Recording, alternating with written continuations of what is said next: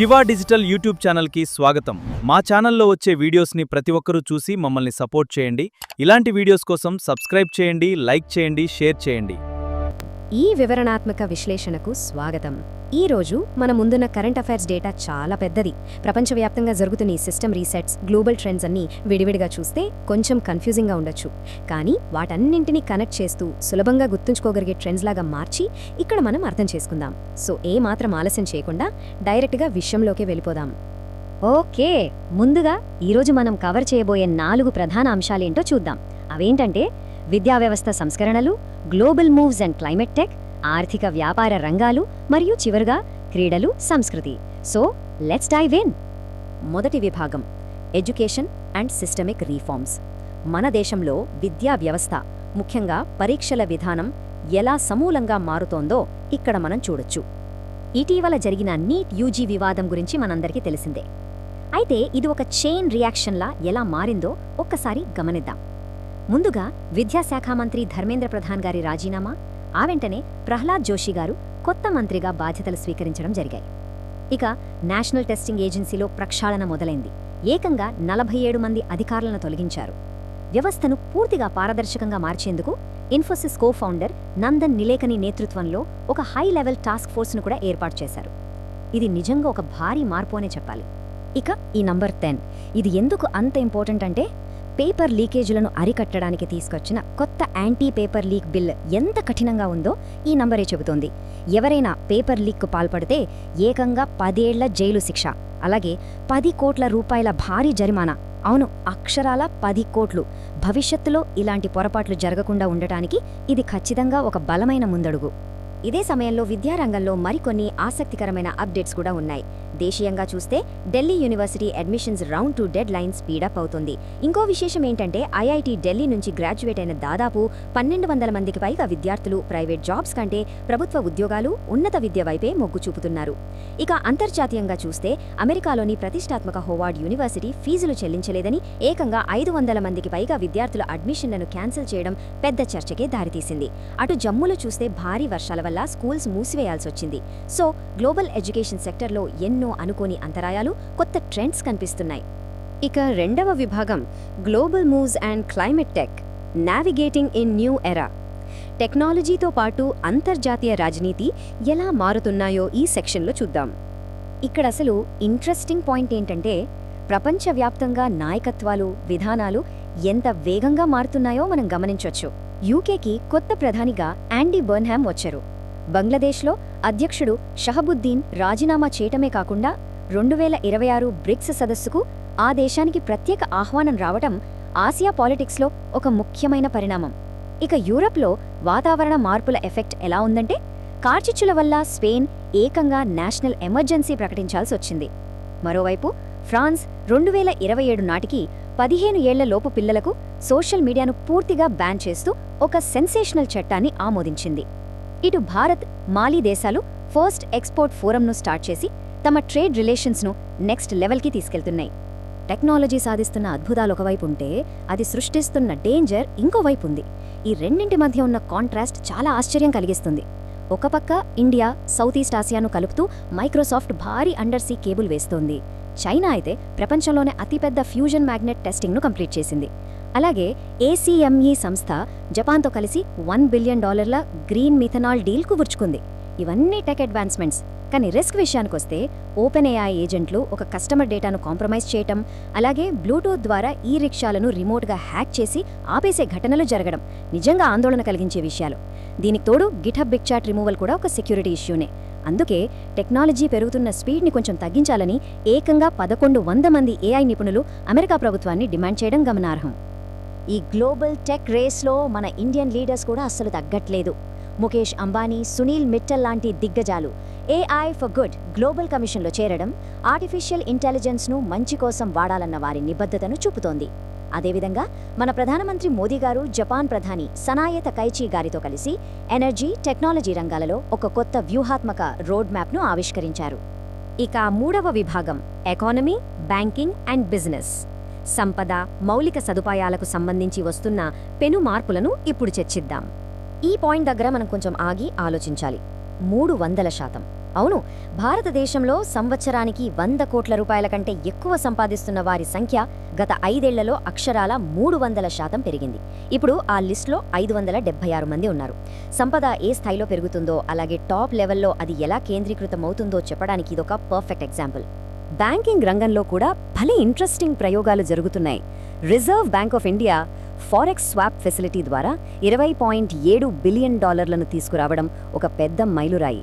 అలాగే 10-20 రూపాయల ప్లాస్టిక్ నోట్లను 100 కోట్ల చొప్పున ప్రయోగాత్మకంగా విడుదల చేయడానికి ట్రయల్స్ వేయడం ఇంకో ఆసక్తికరమైన విషయం. ప్లాస్టిక్ కరెన్సీ అంటే మన దేశంలో ఇది నిజంగా కొత్త ముందడుగు. మరోవైపు వరల్డ్ బ్యాంక్ హర్యానాకు 4,000 కోట్ల రుణాన్ని మంజూరు చేసింది. పంజాబ్ నేషనల్ బ్యాంక్ జాగల్తో కలిసి కొత్తగా ట్విన్ క్రెడిట్ కార్డ్స్ను లాంచ్ చేయగా, షిప్ బిల్డింగ్ సంస్థ GRSCకి ప్రతిష్టాత్మకమైన నవరత్న హోదా దక్కింది. ఎకానమీ ఫాలో అయ్యేవాళ్ల కోసం ఇదొక క్విక్ అప్డేట్. జూలై 29న Adani Enterprises, Asian Paints, Dabur ఇండియాతో పాటు ఏకంగా మరో 85 కంపెనీల మొదటి త్రైమాసికం రిజల్ట్స్ రాబోతున్నాయి. ఇక రాష్ట్రాల విషయానికొస్తే సిక్కిం ప్రభుత్వం 19,215 కోట్ల రూపాయల భారీ వార్షిక బడ్జెట్ను ప్రవేశపెట్టింది. మనం చివరి విభాగానికి వచ్చేశాం. Sports, culture and heritage.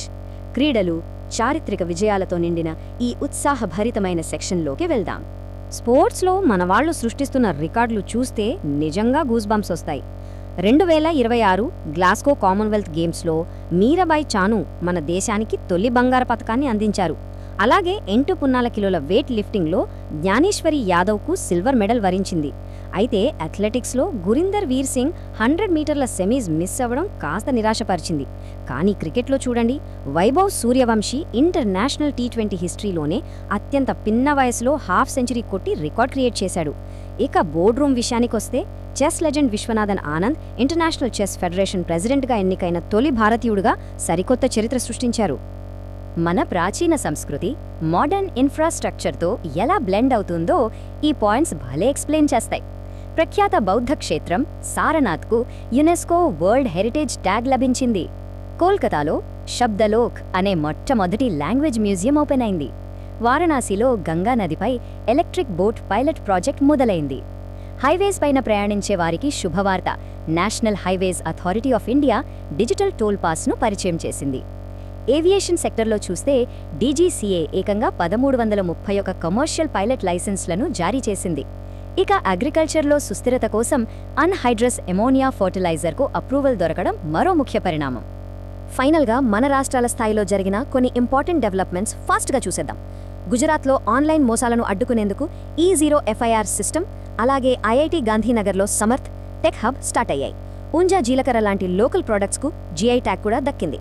ఇక కేరళలో ప్రైమరీ ఎడ్యుకేషన్ కోసం డిజిటల్ స్క్వేర్ ప్రోగ్రాం తీసుకొచ్చారు.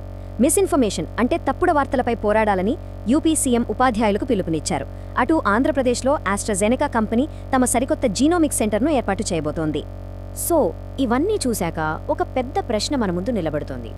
ఒకవైపు ఎడ్యుకేషన్ సిస్టమ్స్ పూర్తిగా రీసెట్ అవుతున్నాయి, మరోవైపు సంపద విపరీతంగా పెరిగిపోతోంది, ఇంకోవైపు AI సెక్యూరిటీ సవాళ్లు భయపెడుతున్నాయి. ఇవన్నీ ఒకేసారి జరుగుతున్న ఈ మ్యాక్రో ట్రెండ్స్ మన ఇమీడియట్ ఫ్యూచర్ను ఎలా మార్చబోతున్నాయి ఒక్కసారి ఆలోచించండి. ఈరోజు మనం కవర్ చేసిన టాపిక్స్ అన్నీ మనకి కొత్త దృక్పథాన్నిస్తాయని ఆశిద్దాం. ఈ వివరణాత్మక విశ్లేషణలో జాయిన్ అయినందుకు థ్యాంక్ యూ. ఇలాంటి మరిన్ని ఆసక్తికరమైన విషయాలతో మళ్ళీ కలుద్దాం. Keep learning. సరే, ఈరోజు మన విశ్లేషణలోకి నేరుగా వెళ్ళిపోదాం. ప్రపంచ స్థాయిలో జరిగే భారీ భౌగోళిక రాజకీయ మార్పులు స్థానిక ఆర్థిక వ్యవస్థల మీద, సైన్స్ మీద ఎలాంటి ప్రభావం చూపిస్తాయో మనం ఇప్పుడు చూడబోతున్నాం. పెద్ద పెద్ద అంతర్జాతీయ సంఘటనలు ఏకంగా మన రోజువారీ జీవితాలను ఎలా మారుస్తాయో తెలుసుకోవడం నిజంగా చాలా ఆసక్తికరం. ఇందులో ముఖ్యంగా 5 విభాగాలున్నాయి. గ్లోబల్ జియోపాలిటిక్స్, ఇండియా సెక్యూరిటీ మరియు ఇన్ఫ్రాస్ట్రక్చర్, మార్కెట్లు, సైన్స్ అండ్ టెక్నాలజీ, ఆ తర్వాత ఎడ్యుకేషన్ అండ్ స్పోర్ట్స్. ఇవన్నీ ఒకదానితో ఒకటి ఎలా లింక్ అయ్యాయో చకచకా చూద్దాం. మొదటి విభాగం గ్లోబల్ జియోపాలిటిక్స్ మరియు క్లైమేట్. ముఖ్యంగా మిడిల్ ఈస్ట్, యూరోప్ వాతావరణ సవాళ్లు, అలాగే నాయకత్వ మార్పుల గురించి మాట్లాడుకుందాం. అసలు మిడిల్ ఈస్ట్లో ఏం జరుగుతోందో గమనిస్తే అకస్మాత్తుగా అక్కడ ఉద్రిక్తతలు తగ్గాయి. అమెరికా మిత్రదేశాలపై దాడులను ఇరాన్ ఆపేసింది. దానికి ప్రతిస్పందనగా వాషింగ్టన్ కూడా సైలెంట్ అయిపోయింది. ఈ శాంతియుత వాతావరణం వల్ల గ్లోబల్ ఎకానమీలో తక్షణమే పాజిటివ్ వైబ్స్ మొదలయ్యాయి. ఇక్కడ అత్యంత ఆశ్చర్యకరమైన విషయం ఏంటంటే ఏకంగా 7%. అవును, ఉద్రిక్తతలు అలా తగ్గగానే ముడి చమురు ధరలు ఏకంగా 7% మేర పడిపోయాయి. ప్రపంచ ఎగుమతులు, రవాణా రంగాలకు ఇదొక పెద్ద రిలీఫ్ అని చెప్పుకోవచ్చు. కానీ ఒకవైపు ప్రశాంతత ఉన్నా మరోవైపు వాతావరణం, ఆర్థిక సంక్షోభాలు వణికిస్తూనే ఉన్నాయి. ఫ్రాన్స్, స్పెయిన్ దేశాల్లో ఊహించని కార్చిచ్చుల వల్ల 3 లక్షల మందిని సురక్షిత ప్రాంతాలకు తరలించాల్సి వచ్చింది. ఇది చరిత్రలోనే అత్యంత వేడి ఎల్నినో వాతావరణ ప్రభావం.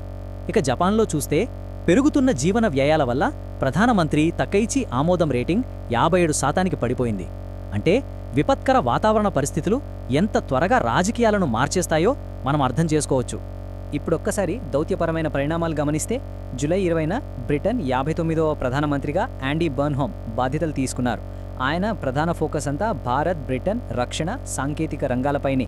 అలాగే బ్రసెల్స్లో జరిగిన నాటో సమావేశంలో భారత్ తొలిసారిగా అబ్జర్వర్ హోదాలో పాల్గొనటం నిజంగా ఒక చారిత్రక పరిణామం. మారుతున్న గ్లోబల్ ఈక్వేషన్స్కి ఇదొక పర్ఫెక్ట్ ఉదాహరణ. ఇక సెక్షన్ 2కు వద్దాం. ఇండియా భద్రత మరియు మౌలిక సదుపాయాలు. ఇంటర్నేషనల్ లెవెల్ నుండి మన దేశంలో ఏం జరుగుతుందో చూద్దాం. పోలీసుల తీరుపై సుప్రీంకోర్టు చాలా కీలకమైన వ్యాఖ్య చేసింది. కేవలం ఆందోళన జరిగినంత మాత్రాన లాఠీచార్జ్ చెయ్యలేరు అని అత్యున్నత న్యాయస్థానం కుండబద్దలు కొట్టింది. అలాగే రామమందిరం సిట్ వ్యవహారం కోసం ఒక చార్టెడ్ అకౌంటెంట్ను నియమించాలని కూడా యూపీ ప్రభుత్వాన్ని ఆదేశించింది. చట్టం తన పని తాను చేసుకుపోవడానికి ఇదొక స్పష్టమైన ఉదాహరణ. అంతర్జాతీయంగా మన వాళ్ల భద్రత విషయంలో దౌత్యపరమైన యాక్షన్ చాలా స్పీడ్ అయింది. నల్ల సముద్రంలో భారతీయ నావికులపై జరిగిన దాడులపై ఉక్రెయిన్ ప్రతినిధికి భారత్ వెంటనే సమన్లు జారీ చేసింది. అలాగే గ్లోబల్ ట్రేడ్కి అత్యంత కీలకమైన హార్మూజ్ జలసంధి ఉద్రిక్తతలపై చాలా సీరియస్గా ఆందోళన వ్యక్తం చేస్తూ వెంటనే శాంతి నెలకొల్పాలని గట్టిగా డిమాండ్ చేసింది. ఇక డెవలప్మెంట్, డిఫెన్స్ విషయానికొస్తే ఒకేసారి చాలా జరుగుతున్నాయి. ముంబై సబర్బన్ నెట్వర్క్లో లేటెస్ట్ కవచ్ 5 సిస్టమ్ మొదలైంది. గుజరాత్లో చూస్తే ఏకంగా 0 కమిషన్తో నడిచే driver owned cooperative platform Bharat taxi launch అయింది. మరోవైపు మధ్యప్రదేశ్లో అదానీ డిఫెన్స్ వాళ్లు 2500 కోట్ల రూపాయలతో ఒక భారీ క్షిపణి తయారీ కేంద్రాన్ని ప్రారంభించారు. అయితే సరిగ్గా ఇదే సమయంలో మన బార్డర్ దగ్గర ఏకంగా 11 చైనీస్ స్టెల్త్ జెట్లను మన శాటిలైట్స్ గుర్తించడం కాస్త ఉత్కంఠన పెంచుతోంది. సరే, ఇప్పుడు సెక్షన్ 3కి వెడదాం. మార్కెట్లు, ట్రేడ్, బ్యాంకింగ్. ముందు మనం మాట్లాడుకున్న జియోపొలిటికల్ స్టెబిలిటీ మార్కెట్ల మీద ఎలాంటి మ్యాజిక్ చేసిందో ఇప్పుడు చూద్దాం. ఇక్కడ నంబర్స్ చూస్తే నిజంగా ఆశ్చర్యపోతాం. ఆర్బీఐ చేపట్టిన స్పెషల్ డ్రైవ్ వల్ల ఏకంగా $32 బిలియన్ ఫారెక్స్ నిధులు వచ్చాయి. అలాగే ఫారెన్ ఇన్వెస్టర్లు కేవలం వారం రోజుల్లోనే 3000 కోట్ల రూపాయలను ఇండియన్ మార్కెట్లలోకి పంపు చేశారు. డాలర్తో పోలిస్తే రూపాయి 67 పైసలు బలపడింది. మార్కెట్లు కూడా సూపర్ స్ట్రాంగ్గా నిఫ్టీ 23,971, సెన్సెక్స్ 76,831 పాయింట్ల దగ్గర నిలిచాయి. అంటే ఎకానమీ స్ట్రాంగ్గా ఉండటం వల్ల ద్రవ్యోల్బణం అదుపులో ఉండి మన కొనుగోలు శక్తి పెరుగుతుందన్నమాట. ఒక పక్క బ్యాంకింగ్ సెక్యూరిటీ, మరోపక్క ఫ్యూచర్ ట్రేడ్. డార్క్ వెబ్లో తమ డేటా లీక్ అయిందని వచ్చిన వార్తలపై బ్యాంక్ ఆఫ్ బరోడా వెంటనే రియాక్ట్ అయింది. సిస్టమ్స్ 100% సేఫ్గా ఉన్నాయని, డేటా ఏమీ పోలేదని క్లారిటీ ఇచ్చింది. ఇంకోవైపు చూస్తే ఈవీలు, సెమీకండక్టర్ల ఫ్యూచర్ కోసం అవసరమైన లిథియం, కోబాల్ట్ లాంటి ఖనిజాల కోసం ఆస్ట్రేలియాతో చారిత్రక భాగస్వామ్యానికి భారత్ పావులు కదుపుతోంది. ఇది నిజంగా భవిష్యత్తుకు పెద్ద గేమ్ చేంజర్. ఇక సెక్షన్ 4 సైన్స్, టెక్నాలజీ మరియు ఆరోగ్యం. భవిష్యత్తును మార్చేబోయే అద్భుతమైన ఆవిష్కరణలు ఇక్కడే ఉన్నాయి. నిజం చెప్పాలంటే అంతరిక్ష రంగంలో మనం ఇప్పుడు ఒక గోల్డెన్ ఏజ్లో ఉన్నాం. ఒకదాని తర్వాత ఒకటి అద్భుతాలు జరుగుతున్నాయి. వాతావరణ మార్పులను అబ్జర్వ్ చేయడానికి నాసా, ఇస్రో కలిసి చేసిన నిసార్ ఉపగ్రహ ప్రయోగం ఈ వారమే జరగనుంది. అలాగే చంద్రుడిపైకి మనుషులను పంపే నాసా ఆర్టమిస్ మిషన్ కోసం లూనార్ ల్యాండర్ల టెస్టింగ్ ఫుల్ స్పీడ్లో జరుగుతుంది. ఇంకో ముందడుగు ఏంటంటే అంతరిక్షంలోనే వేరే శాటిలైట్స్కి రిపేర్లు చేసే ఒక రోబోటిక్ సర్వీసింగ్ మిషన్ను స్పేస్ ఎక్స్ రీసెంట్గా సక్సెస్ఫుల్గా లాంచ్ చేసింది. ఏఐ టెక్నాలజీలో ఇప్పుడు 2 పూర్తి వ్యతిరేక కోణాలు కనిపిస్తున్నాయి. కాయిస్ట్ పరిశోధకులు ఒక కొత్త ఏఐని డెవలప్ చేశారు. ఇది అచ్చం చిన్నపిల్లల్లాగే తనంతట తానుగా నేర్చుకుంటుంది. వినడానికి భలే ఉంది కదా, కానీ కాస్త భయంగా కూడా అనిపిస్తుంది. మరోవైపు చూస్తే మోడెల్ అనే టెక్ కంపెనీ కస్టమర్ డేటాను ఓపెన్ఏఆర్ ఏజెంట్లు హ్యాక్ చేయడం సైబర్ వరల్డ్లో పెద్ద షాక్ ఇచ్చింది. అంటే టెక్నాలజీ ఎంత పెరుగుతోందో ముప్పు కూడా అంతే పెరుగుతోంది. ఈ ఏఐ మిస్యూజ్ మీద ప్రభుత్వాలు ఎలా ఫైట్ చేస్తున్నాయో చూస్తే E20 ఫ్యూయల్కి సంబంధించి ఫేక్ వీడియోల వ్యవహారంలో మెటా, ఎక్స్, గూగుల్ సంస్థలపై లీగల్ యాక్షన్ తీసుకోవడానికి నితిన్ గడ్కరీ గారు రెడీ అయ్యారు. ఇక చైనా అయితే ఒక అడుగు ముందుకేసి మనుషులకు ఏఐకి మధ్య ఉండే సంబంధాలను కంట్రోల్ చేయడానికి ఏకంగా కొత్త చట్టాలను తీసుకొస్తోంది. ఏఐ వల్ల ఏది నిజమో ఏది అబద్ధమో తెలియని ఈ రోజుల్లో ఈ రెగ్యులేషన్స్ అనేవి చాలా క్రూషియల్. ఆరోగ్య రంగంలో కూడా మైండ్ బ్లోయింగ్ రీసెర్చ్ జరుగుతోంది. హైడోస్ కార్బన్ డయాక్సైడ్ను పీల్చడం ద్వారా అల్జైమర్స్కి కారణమయ్యే ప్రోటీన్లను మెదడు నుండి క్లియర్ చేయవచ్చని పరిశోధనలో తేలింది. అలాగే స్మోకింగ్ వల్ల కొందరికే క్యాన్సర్ ఎందుకు వస్తుందన్న దానిపై డిఎన్ఏ డ్యామేజ్ మెకానిజమ్స్ బయటపడ్డాయి. మరోవైపు పర్సనల్ హెల్త్ రికార్డ్స్ అన్నీ ఒకే దగ్గర ఉండేలా ఆరోగ్య సేతు 2.0 కూడా సరికొత్తగా లాంచ్ అయింది. ఇక లాస్ట్ అండ్ ఫైనల్ సెక్షన్కి వచ్చేద్దాం. సెక్షన్ 5 ఎడ్యుకేషన్, స్పోర్ట్స్ మరియు సొసైటీ. మన సమాజంలో యువతలో ఎలాంటి మార్పులు వస్తున్నాయో చూద్దాం. మన యువతకు సంబంధించి 2 కంప్లీట్ ఆపోజిట్ ట్రెండ్స్ నడుస్తున్నాయి. ఒక పక్క దేశంలోని టాలెంట్ అంతా విదేశాలకు వెళ్లిపోతుందనే బ్రెయిన్ డ్రెయిన్ ఆందోళనలు బాగా వినిపిస్తున్నాయి. ఇది ఖచ్చితంగా ఆలోచించాల్సిన విషయమే. కానీ దానికి పూర్తి కాంట్రాస్ట్గా గ్లాస్గోలో జరుగుతున్న 23వ కామన్వెల్త్ గేమ్స్లో మన కుర్రాళ్ళు ఇరగదీస్తున్నారు. మెడల్ సాధిస్తూ ఫైనల్స్కు దూసుకెళ్తూ గ్లోబల్ స్టేజ్ మీద మన సత్తా చాటుతున్నారు. ఎడ్యుకేషన్ సిస్టంలో ఒక ఇంట్రెస్టింగ్ అప్డేట్. పాలిటిక్స్ హిస్టరీని స్టూడెంట్స్కి చెప్పే క్రమంలో ఎన్సీఈఆర్టీ తొలిసారిగా 9వ తరగతి సోషల్ టెక్స్ట్ బుక్లో 1975 నాటి ఎమర్జెన్సీ ఎపిసోడ్ని చేర్చింది. గతం తాలూకు వాస్తవాలను ఇప్పటి తరానికి చెప్పే ఒక మంచి ప్రయత్నమిది. ఇక రీసెర్చ్ ఫీల్డ్లో గమనిస్తే ఎక్స్ట్రీమ్స్ కనిపిస్తాయి. 3.5 మిలియన్ సంవత్సరాల నాటి శిలాజాలాలను స్టడీ చేసి ఒక కొత్త జెయింట్ సాలమెండర్ జాతిని సైంటిస్టులు కనుగొన్నారు. న్యాచురల్ హిస్టరీలో ఇదొక మాస్టర్ పీస్ ఆవిష్కరణ. కానీ అదే టైంలో ఫండ్స్ లేక యూకేలోని అత్యంత ఫేమస్ జోడ్రల్ బ్యాంక్ అబ్జర్వేటరీ శాశ్వతంగా మూతపడే పరిస్థితికొచ్చింది. ఒక పక్క కొత్త హిస్టరీ క్రియేట్ అవుతుంటే మరోపక్క సైన్స్ మనుగడ కోసం పోరాడుతుంది. ఇక ఫైనల్గా ఈ అనాలిసిస్ ముగించే ముందు ఒక పెద్ద ప్రశ్న గురించి ఆలోచిద్దాం. కృత్రిమ మేధస్సు అచ్చం మనుషుల్లాగే నేర్చుకుంటూ స్పీడ్గా ముందుకు వెళ్తోంది. అంతరిక్ష ప్రయోగాలు ఎప్పుడూ లేనంత వేగంగా జరుగుతున్నాయి. మరి సరిగ్గా అదే టైంలో రోజురోజుకు పెరిగిపోతున్న ప్రపంచ వాతావరణ భద్రతా సవాళ్లను దాటేలా మన టెక్నాలజీ గెలవగలదా? ఈ టెక్నాలజీ స్పీడ్ మన ప్రాబ్లమ్స్ని సాల్వ్ చేస్తుందా? ఈ ప్రశ్న గురించి అందరం లోతుగా ఆలోచించాల్సిన అవసరం ఎంతైనా ఉంది. ఈనాటి విశ్లేషణకు స్వాగతం. నేరుగా ముఖ్యాంశాల్లోకి వెళ్దాం. ప్రతిరోజు బోలెడు వార్తలు వస్తుంటాయి, కానీ వాటిలో ఏవి అత్యంత కీలకమైనవో, భవిష్యత్తుని ఎలా మారుస్తాయో తెలుసుకోవడం చాలా అవసరం కదా. అందుకే జూలై 29, 2026 నాటి జాతీయ, అంతర్జాతీయ పరిణామాలను పూర్తిగా డీకోడ్ చేద్దాం. సరే, ఇక నేరుగా విషయంలోకి వెళదాం. ఈ రోజు మన ఎజెండాలో 3 ప్రధాన విభాగాలున్నాయి.